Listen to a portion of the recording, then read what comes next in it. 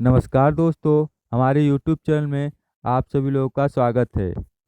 आज के वीडियो में हम दोस्तों प्रकाश की चैप्टर के पूरे डिटेल में चर्चा करेंगे दोस्तों। इससे दोस्तों कॉम्पिटिटिव एग्जाम में अत्यधिक क्वेश्चन पूछे जाते हैं। तो सबसे पहले इसका चैप्टर है दोस्तों आपका प्रकाश का परावर्तन, अपवर्तन एवं गोलीय दर्पण। तो सबसे पहले हम जानेंगे कि प्रकाश क्या होता है। प्रकाश एक प्रकार का ऊर्जा होता है दोस्तों। प्रकाश एक प्रकार का ऊर्जा होता है जो आंखों को संवेदित करता है। इसका मतलब होता है कि दोस्तों कि जब प्रकाश किसी वस्तु पर पड़ता है तो वस्तु हमें दिखाई देती है। वस्तु क्या कर होती है, दिखाई देने लगती है। इसका मतलब कि जो प्रकाश एक विकिरण ऊर्जा होता है जो विद्युत चुंबकीय तरंगों के रूप में आगे बढ़ता है दोस्तों। इसमें जो होता है विद्युत चुंबकीय क्षेत्र परस्पर क्या होते हैं, लंबवत होते हैं। निर्वात में जो प्रकाश की चाल होती है दोस्तों आपका 3 × 10⁸ मीटर प्रति सेकेंड होता है। और माध्यम में जो इसकी जो चाल होती है वह कुछ कम होती है। ठीक है, क्या होती है, कुछ कम होती है। नोट पॉइंट ध्यान से सुनिएगा दोस्तों। नोट इसका बहुत ही इंपॉर्टेंट है कि जो प्रकाश की प्रकृति होता है वह अनुप्रस्थ होता है। कॉम्पिटिटिव एग्जाम में बहुत बार पूछ चुका है दोस्तों कि प्रकाश की प्रकृति कैसी होती है, तो आपका सही रहेगा अनुप्रस्थ होती है। और दृश्य जो प्रकाश होता है, दृश्य प्रकाश का जो तरंगदैर्घ्य होता है, दृश्य प्रकाश का तरंग होता है 2900 एंगस्ट्रॉम से लेके 7800 एंगस्ट्रॉम तक। कितना, 2900 एंगस्ट्रॉम से 7800 एंगस्ट्रॉम तक। ठीक है, आगे देखिएगा। आगे आपका मोस्ट इम्पॉर्टेंट हेडिंग है रिफ्लेक्शन ऑफ लाइट, का मतलब प्रकाश का परावर्तन। ध्यान से सुनिएगा कि जब प्रकाश किसी पॉलिश किए हुए पृष्ठ या चिकने पृष्ठ मान लेते हैं पर गिरता है तो इसका अधिकांश भाग वापस लौट जाता है। प्रकाश के किसी पृष्ठ पर टकराकर वापस लौटने की जो घटना होती है वही आपका कहलाता है प्रकाश का परावर्तन। चित्र से देखिएगा दोस्तों, जो आपका नीचे एक्स वाई है, यह समतल पृष्ठ या चिकना पृष्ठ कह सकते हैं दोस्तों। जो एक्स वाई आपका चिकना पृष्ठ है या फिर परावर्तक पृष्ठ है। ठीक है, और जो आपका यह पॉइंट हम मान लेते हैं दोस्तों सी। ठीक है, जो आपका ए सी है, ए सी क्या है, आपतित किरण है। और यहाँ पे दोस्तों बी सी क्या है, परावर्तित किरण है। यहाँ हम पॉइंट मान लेते हैं एन। और सी एन क्या हो जाएगा दोस्तों कि जो परावर्तक पृष्ठ पर डाला गया, यह आपका सी जो है आपतन बिंदु है। आपतन बिंदु पर डाला गया यह क्या है, अभिलंब है। तो जब प्रकाश देखिए दोस्तों चिकने पृष्ठ पर पड़ रहा है तो क्या हो जा रहा है, उसी मार्ग में वापस लौट जा रहा है। तो यही घटना आपका क्या कहलाएगा, प्रकाश का परावर्तन। ठीक है दोस्तों, और चित्र से देखेंगे तो यहाँ पे आपका सी पॉइंट था, यहाँ पे एन पॉइंट था। ठीक, फिर से देखिएगा दोस्तों, जो ए सी आपका है यहाँ पर, जो ए सी है, ए सी ए सी आपका क्या है, आपका आपतित किरण है। क्या है, आपका आपतित किरण। जो आपका यहाँ पे BC है, BC BC यहाँ पे आपका क्या है, यह वाला, यह आपका क्या है, परावर्तित किरण। यह आपका है परावर्तित किरण। जो आपका यहाँ पे दोस्तों CN, यहाँ पे C था और यहाँ पे N था दोस्तों। तो यह आपका जो CN है, जो आपका दोस्तों CN है, ये आपका क्या है, आपतन बिंदु पर डाला गया अभिलंब। क्या है, आपतन बिंदु पर डाला गया अभिलंब है। ठीक है, चित्र में आपको सभी समझ में आ गया होगा दोस्तों। आगे बढ़ते हैं। आगे है आपका दोस्तों रूल्स ऑफ रिफ्लेक्शन, मतलब प्रकाश का परावर्तन। प्रकाश का जो परावर्तन होता है इसके दोस्तों दो नियम होते हैं। कितने, दो नियम।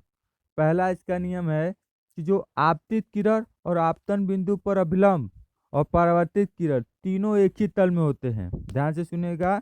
जो मान लीजिए यह कोई चिकना पृष्ठ है, जो यह वाला किरण आपतित किरण और यह वाला जो किरण है परावर्तित किरण, यह जो आपतन बिंदु पर खींचा गया अभिलंब है वह तीनों किस तल पे होते हैं, एक ही तल पे होते हैं। ठीक है, दूसरा इसका पॉइंट होता है दोस्तों कि जो आपतन कोण का मान होता है वह परावर्तन कोण के मान के बराबर होता है। इसका यह मतलब होता है दोस्तों कि जो कोण आई होता है, जो कोण आई होता है वह कोण आर के क्या होता है, बराबर होता है। ठीक है, आगे देखते हैं। आगे कुछ परिभाषाएं हैं दोस्तों। सबसे पहला परिभाषा आपका इमेज, प्रतिबिंब। इमेज क्या होता है, ध्यान दीजिएगा।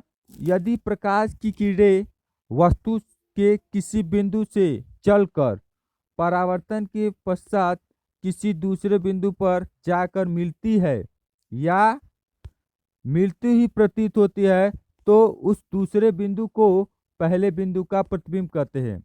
मान लीजिए यह पहला बिंदु है या दूसरा बिंदु है। जब कोई किरण परावर्तन के पश्चात मिलती है तो क्या होता है कि जो पहला बिंदु होता है वह दूसरे बिंदु का प्रतिबिंब हो जाता है तथा स्वयं स्वयं पहले बिंदु का क्या हो जाता है, बिंब हो जाता है। पहला बिंदु बिंब और दूसरा बिंदु प्रतिबिंब। ठीक है, प्रतिबिंब जो होता है आपका दो प्रकार का होता है। सबसे पहला होता है वास्तविक प्रतिबिंब, दूसरा होता है आभासी प्रतिबिंब। ठीक है, आगे देखते हैं, ध्यान दीजिएगा। वास्तविक प्रतिबिंब क्या होता है, रियल इमेज। यदि किसी वस्तु से चलने वाली किरणें परावर्तन के पश्चात किसी बिंदु पर वास्तव में मिलती है तो इसे वास्तविक प्रतिबिंब कहते हैं। इसे इस प्रतिबिंब को पर्दे पर लिया जा सकता है। ठीक है, और दूसरा आपका क्या था कि आभासी प्रतिबिंब। आभासी प्रतिबिंब क्या होता है कि यदि किसी वस्तु से चलने वाली किरणें परावर्तन के पश्चात किसी दूसरे बिंदु पर आती ही प्रतीत होती है, वास्तव में नहीं मिलती दोस्तों, आती ही प्रतीत होती है, तो इस बिंदु को वस्तु का क्या कहते हैं, आभासी प्रतिबिंब कहते हैं। ठीक है, आगे देखिए। गोली दर्पण क्या होता है, ध्यान से सुनिएगा। गोली दर्पण कांच के खोखले गोले का काटा गया एक भाग होता है जिसके एक तल पर पारे की कलई तथा रेड ऑक्साइड का पेंट होता है तथा जो दूसरा तल होता है वह परावर्तक तल होता है। मान लीजिए दोस्तों आपका यह कांच का खोखला गोला है, इसको जो काट कर बनाया जाता है ये ऐसा दर्पण, वही आपका गोली दर्पण कहलाता है। ठीक, पर गोली दर्पण जो होता है दोस्तों आपका दो प्रकार का होता है। पहला होता है अवतल दर्पण, दूसरा होता है उत्तल दर्पण। तो अवतल दर्पण क्या होता है, ध्यान से सुनिएगा, कि वह दर्पण जिसमें परावर्तन दबे हुए तल से होता है अर्थात जिसका भीतरी तल परावर्तक तल होता है वह अवतल दर्पण कहलाता है।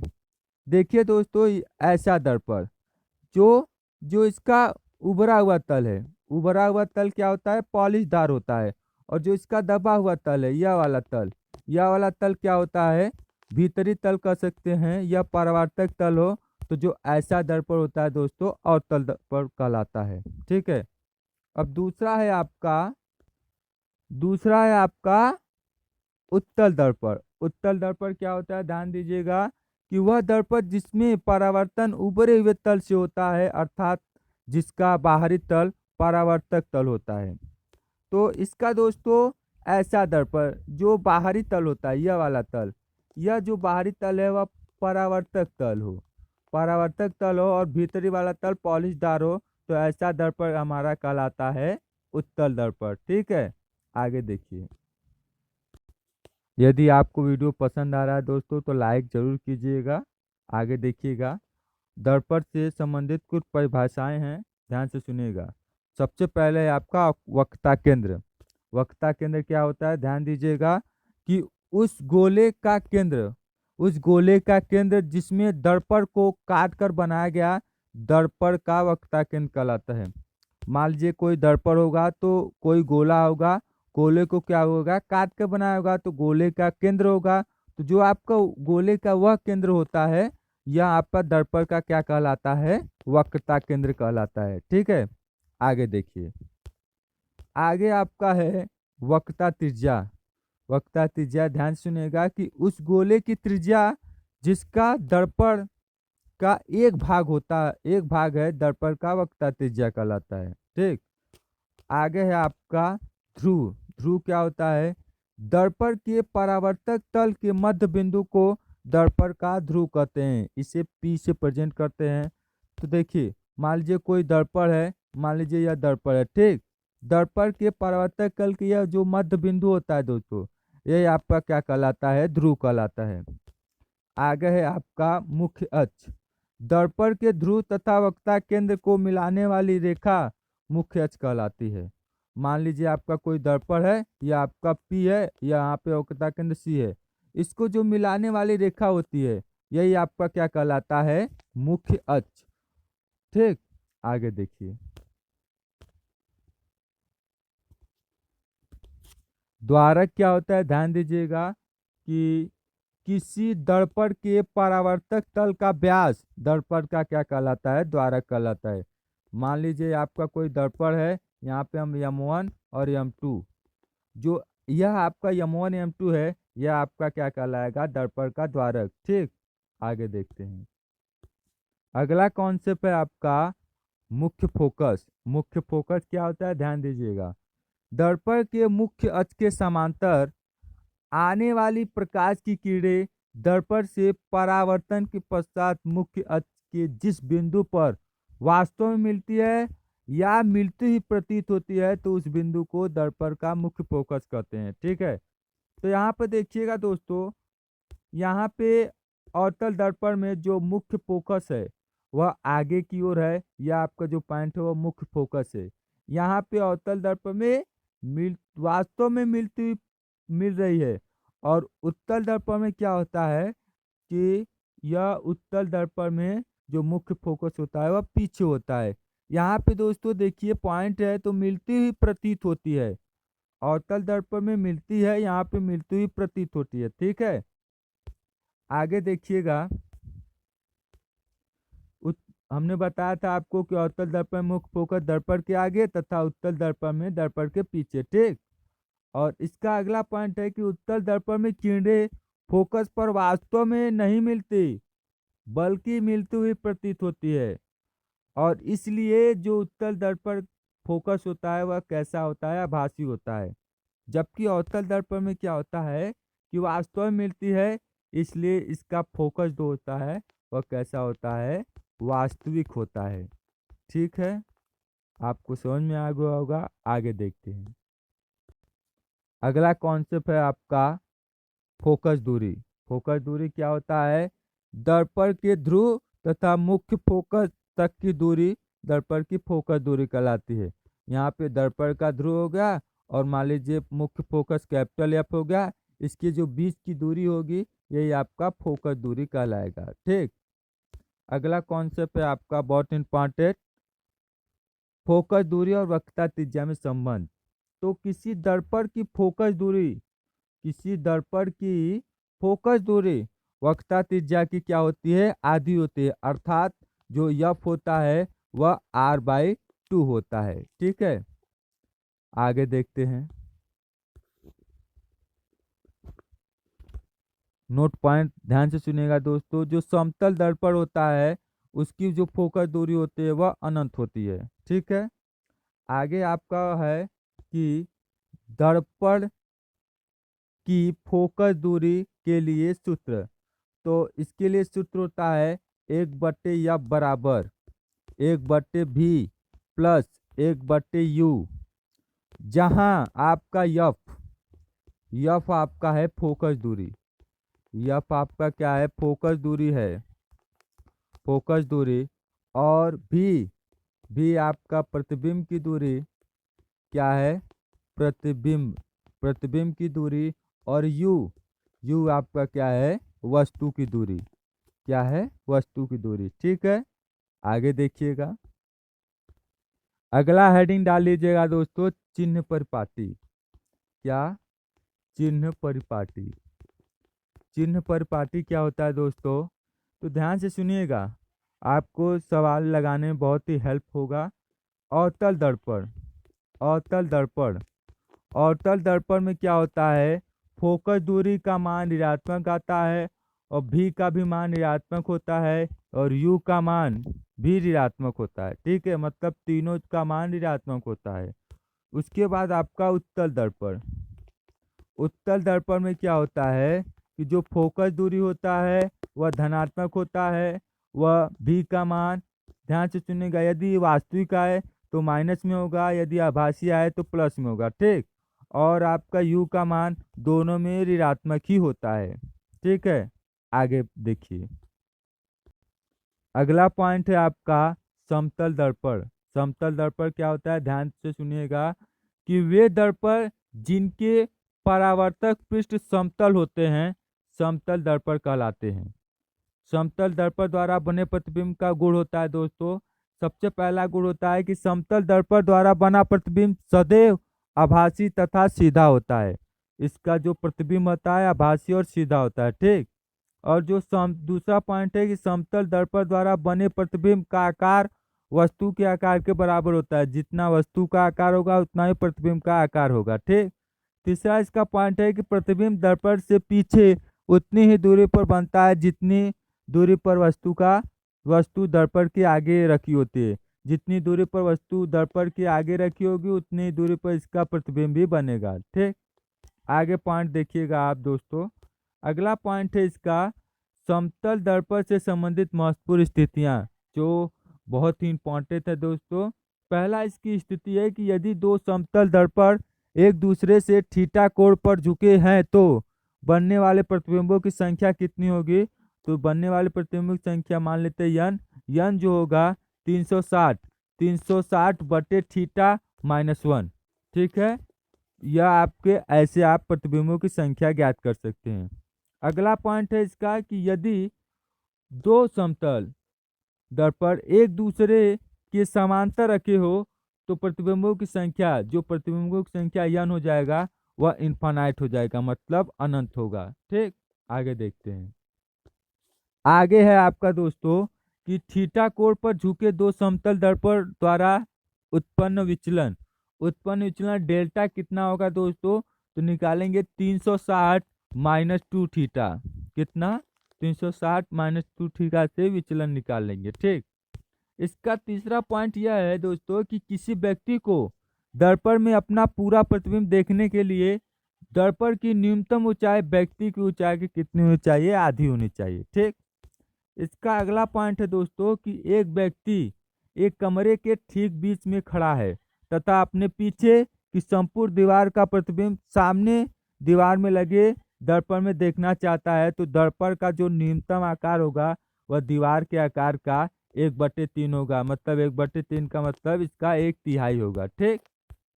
आगे देखिए पॉइंट, अगला इसका पॉइंट है कि जब कोई व्यक्ति समतल दर्पण की ओर भी वेग से चलता है तो उस दर्पण में अपना प्रतिबिंब 2v वेग से गति करता देखता है, मतलब जितना वेग चलेगा उसका दुगना करेगा प्रतिबिंब होगा उसका, ठीक। आगे देखते हैं, इसका अगला पॉइंट है दोस्तों कि जब समतल दर्पण के सम्मुख रखी वस्तु पर स्थिर है तब दर्पण वस्तु की ओर x दूरी चलता है तो उसका जो प्रतिबिंब भी दर्पण की ओर x दूरी तक विस्थापित होता है। अगला पॉइंट है इसका सातवां कि यदि समतल दर्पण एवं वस्तु दोनों विपरीत दिशा में हो तो x दूरी चलते हैं तो प्रतिबिंब कितना होगा, 3x दूरी चलेगा, ठीक। अगला इसका पॉइंट है दोस्तों संयुग्मी फोकस। अगला हेडिंग है आपका संयुग्मी फोकस।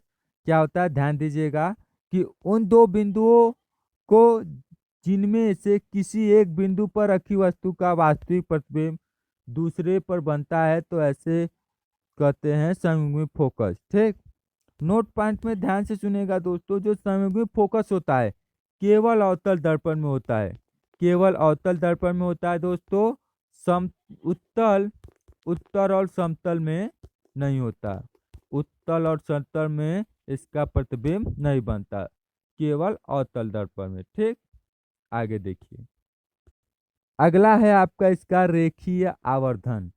रेखीय आवर्धन क्या होता है, ध्यान से सुनिएगा। रेखीय आवर्धन यम से प्रेजेंट करते हैं, यम बराबर होता है I/O। इसी से परिभाषा निकालते हैं दोस्तों, जहाँ पे दोस्तों I क्या है, प्रतिबिंब की लंबाई है, और O क्या है, वस्तु की लंबाई। तो परिभाषा है कि प्रतिबिंब की लंबाई और वस्तु की लंबाई के अनुपात को रेखीय आवर्धन कहते हैं। ध्यान से एक बार, प्रतिबिंब की लंबाई और वस्तु की लंबाई के अनुपात को क्या कहते हैं? रेखीय आवर्धन। ठीक। जो मुख्य अक्ष के ऊपर की दूरियां क्या होती है? धनात्मक, तथा नीचे की दूरियां क्या हो जाती है? ऋणात्मक होती है। ठीक। तो अतः सीधे प्रतिबिंबों के लिए जो आवर्धन होता है वह धनात्मक होता है, तथा उल्टे प्रतिबिंबों के लिए जो आवर्धन होता है कैसा होता है? ऋणात्मक होता है। ठीक। आपको हमने फॉर्मूला इसका बता दिया था, यम बराबर प्रतिबिंबों की लंबाई बटे वस्तु की लंबाई। यहाँ यम बराबर हो जाएगा आई बटे ओ बराबर भी बटे यू। ठीक। तो आज के लिए दोस्तों इतना ही। यदि आपको वीडियो पसंद आता है दोस्तों, तो वीडियो को लाइक जरूर करें दोस्तों, इससे आप रिस्पांस बढ़ता है। और अपने दोस्तों में शेयर कीजिए ताकि वे भी यह चीज़ जान सके। और कमेंट करके बताइए दोस्तों को आपको वीडियो कैसा लगता है, कैसा लगता है। इसी के आधार पे हम आपको बताएंगे आगे। और चैनल को दोस्तों सब्सक्राइब जरूर करें, चैनल को सब्सक्राइब जरूर करें, जिससे आपको नए वीडियो के नोटिफिकेशन क्या हो? जल्द प्राप्त हो। बेल आइकन को दबा दे दोस्तों। आपको बहुत बहुत धन्यवाद देखने के लिए।